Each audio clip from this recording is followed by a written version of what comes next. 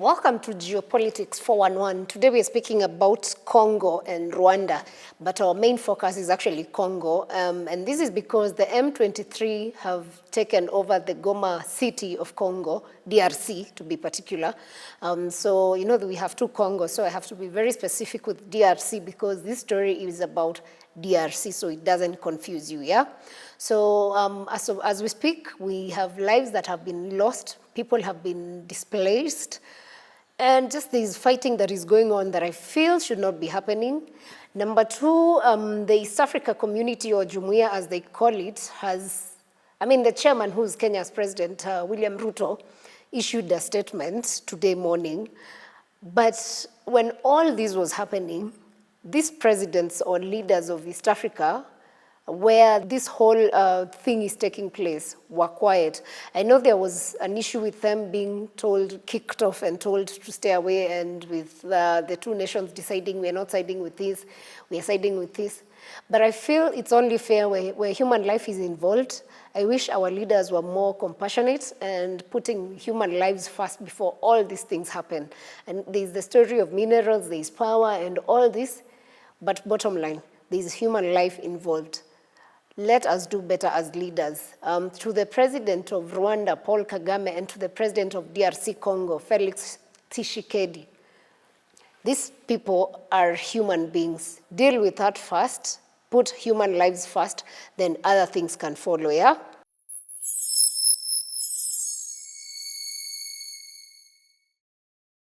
Okay, so what has happened in DRC is that the M23 rebels in the Democratic Republic of Congo, DRC, they say that, not even they say, at the moment they've taken over the city, the key city, which is city of Goma. So gunfire rang throughout since yesterday, today, which Goma is the largest city in the eastern DRC. And there was a lot of hours of people shootouts going on as the fight was going on. So, and this M23 is actually, word has it, is backed by the Rwanda. But Rwanda, or President Paul Kagame, has said they're not behind these rebels. But the rebels have taken over Goma. So the DRC government say that the advance, after this happened, they say this is a declaration of war by Rwanda, and the UN has said the capture has caused a lot of mass panic among Goma's 2 million, because the city has about 2 million people. And they say this is the beginning of war, which actually, from the look of things, it is. On Sunday, the M23 fighters also urged Goma residents to remain calm and further asked the soldiers or DRC military to assemble at the central stadium and to surrender their arms by 3 a.m. This was before the takeover of the city happened. So you can imagine rebels telling soldiers to hand over their... Like, it's crazy to have rebels are the one dictating to soldiers that are apparently supposed to defend their nation, being told to surrender. And as we speak, some of them have actually surrendered. So it's a bit of a very worry state of affairs. So the battle for the key city, which is the latest chapter of this eastern DRC volatile area, there's been much struggle of both ethnic disputes, armed militia conflicts, and more than this has been for the last, say, 30 years or so. So the trigger for this particular one is not very specific on what they want, but previously it's been the fight of certain lands and recognition, but as of now, it's not even clear what the M23 are fighting for. So it's a bit of a very complex situation, and it's causing a lot of shake-up in the region. So furious over the M23 advance on Goma, DRC and Rwanda both decided to cut ties with each other, with each recalling their representatives in both nations because they feel they are both being undermined, which is, it's a fair point. They both feel undermined by what is happening.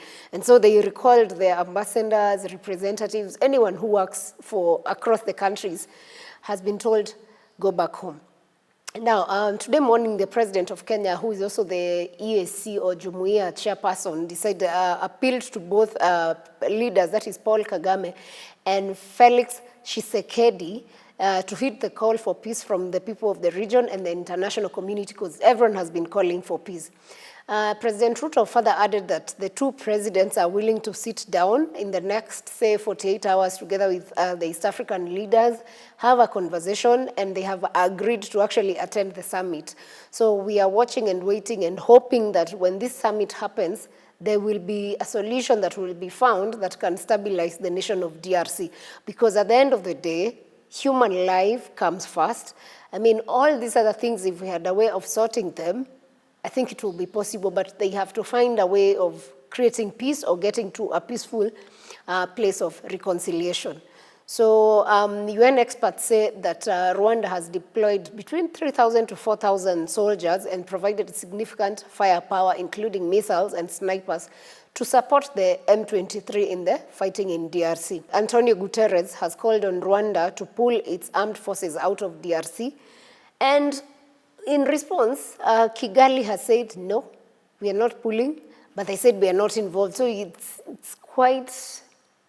I don't know why they're behaving like it's a matter of life and death. I think there should be a better way of going around this. And about a dozen foreign peacekeepers have been killed in the escalating clashes. So it's getting worse and worse. And during the UN Security Mission meeting, DRC accused Rwanda of pushing the militias. On the other hand, Rwanda says it's a DRC that is causing all this. So I think when the EAC leaders meet, they ought to have a better, because they have a better understanding of these nations. I think we expect you to find a solution, because we can't allow ourselves to watch as people die. And the way this thing ends, we end up having refugees. And when that refugee situation happens, what happens is that these nations in East Africa will end up carrying the mess that will have happened. So instead of us watching and waiting to get to that situation, I suppose it is the right time to fix this problem. So the situation has caused, of course, a severe humanitarian crisis. And military actions, including the closure of airspace in Goma, which was actually closed yesterday and flights were not taking off. About 1 million people, or maybe the numbers are between 400,000 to 1 million people have been displaced. So EAC, in collaboration with the African Union, the Southern African Development Community, which is SADC, the global partners, all say that they are committed to facilitating dialogue among the warring parties. But the question is if these warring parties are willing, and if they are not willing, what shall be done? Because we can't just sit and say maybe Kagame and Felix decided they are not sitting on one table to sort the mess. So if they decide they are not, shall we just sit and watch? Then what will be the need of saying we have an EACC? What will be the need of saying we have the African Union? What will be the need of saying we have the SADC? All these organizations, I believe, are put there so that they can bring unity of accord across Africa. And this is the right time, actually. This is a very good case scenario of watching if these organizations exist for a reason or just for the purpose of their existence. So since January, more than 400 people have been displaced in the North and South Kivu regions near the Rwandan border, which is where all this has been taking place. Rwanda has denied supporting the M23 rebels, and instead they're actually accusing the Congolese government of provoking the conflict. The United States, France, and Britain on Sunday condemned what they said was Rwanda's backing of the rebel advance. So essentially, everyone across is blaming this on Rwanda, but Rwanda seems to take a stand and say, no, it's not our problem, we are not the cause. And they are actually watching from afar. So we are hoping the president will take heed and do what is needed.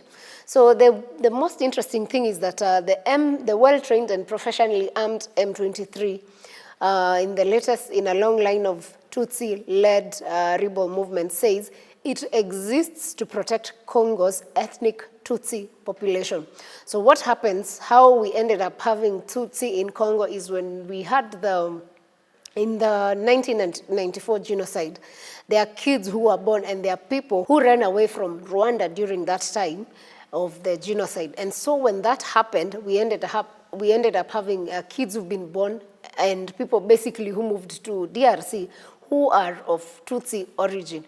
So this Tutsi, their original home is Rwanda, And now, of course, they acquired citizenship in DRC.